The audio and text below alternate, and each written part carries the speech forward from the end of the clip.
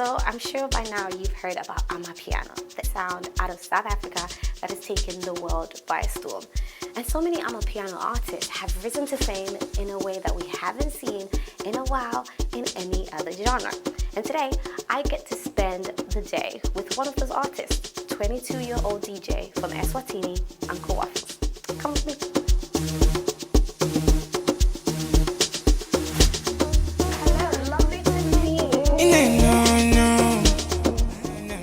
So, talk to me about what Uncle Waffles does just before you go to a gig, because you're a whole vibe when you're performing. So how do you get in that zone?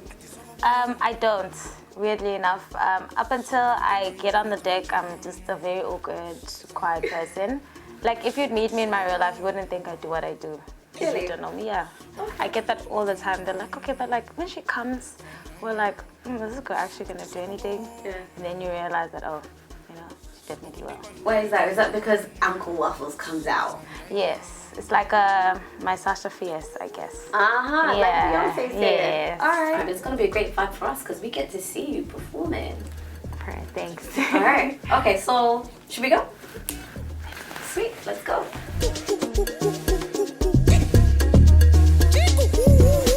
I kind of want to start where we're at right now. You know, like, you've been traveling around the world, touring, performing to sold-out shows. Yeah. And some people feel like, yo, like, you just came out of nowhere and you've achieved so much in such a short space of time. How are you feeling right now about all of this fame? I don't know if I'd call it fame. Yeah? I don't think I'd call it fame. You know, there's people out there who are really famous. I'm very grateful. Above all else, like, I'm very, very grateful. Did you always want to be a DJ? No. So how did that happen? I finished school in 2017, right? Immediately got a job because I needed to fund being able to apply for the school and everything, being able to pay for myself, right? So I immediately went to work. The next 3 years were pretty difficult. And then I got an opportunity to go work at like a TV station in my country. And then there was a deck there, right? Okay. So every day I just look around and just, that's cool. I would really love to learn. And then one day a DJ called DJ Stana came to the show and I was like, yo, please teach me. And he was like, cool. So he dedicated like a month of every day, 8 hours a day, we're going there and we're practicing. 8 hours a day? Yeah. That's dedication. But initially it was just to learn, right? For like 6 months after that, I would just go there every day and practice alone. Yeah. Until I fell in love with something I didn't know I could love, you know? Where it's like, this whole thing can make me feel the way it makes me feel, right? And how does it make you feel? It's like my superpower, it doesn't make sense. Because the person that DJ is not the person that I am every day. Yeah. I get to be a version of myself I feel like I can't be on my everyday basis. Yeah. And it's being accepted and received by the world. So it just feels amazing. Something that I think inspired a lot of people is the fact that Drake essentially endorsed you. Yeah, like, how did you feel about that?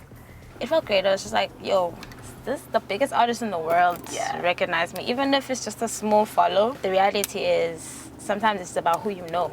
Because it wasn't just Drake. Jermaine Dupri, a lot of NFL players, a lot of soccer players, a lot of producers, a lot of record labels. People only saw Drake because he was the one in the forefront. Yeah. But the reality is there's actually a lot of people. Yeah, but I still feel very great. So, you know, getting recognition from the biggest artist in the world, still a 10 out of 10 for me. Yeah, that's great. That's incomparable. Yeah. When you guys DJ, you're DJing a lot of other people's music, but it's great when you have your own music as well. Yeah. So you got your song. What was the inspiration behind Tanzania, and what was kind of like your thought process when you were making it? The inspiration behind it is trying to embody an Uncle Waffles performance into a song. I think I'm known for the theatrics. I'll just call them theatrics. The party tricks, you know. Known for just having a very entertaining set. So we wanted a song that kind of embodies that as well. Yeah, that's why we put all the people on the song and we decided to start with the hardest parts to make sure that people are drawn into it. Do you have any advice for any young creatives who are looking to make it out there? There's only ever going to be one you. And if you're authentically yourself, that is going to catch on. So in whatever space you're in, whether you feel like there's 10,000 people who draw better than you, who paint better than you, who sing better than you, there's always going to be that one you, and that one you is what's missing in the industry. So always go for it, head on. And as we're about to reach the destination, I have one final question for you. Where's Uncle Waffles going to be in 5 years' time? I believe in a God of the impossible, so the version you're going to meet is going to be a version no one thought was possible. So it's going to be amazing. It's going to be an Uncle Waffles that's 10 times better than the one that's sitting here. Yeah. Wow. Okay. I love it. Always onwards and upwards. Always, Nashi. Always. Okay, well, perfect timing. We're here. Let's go.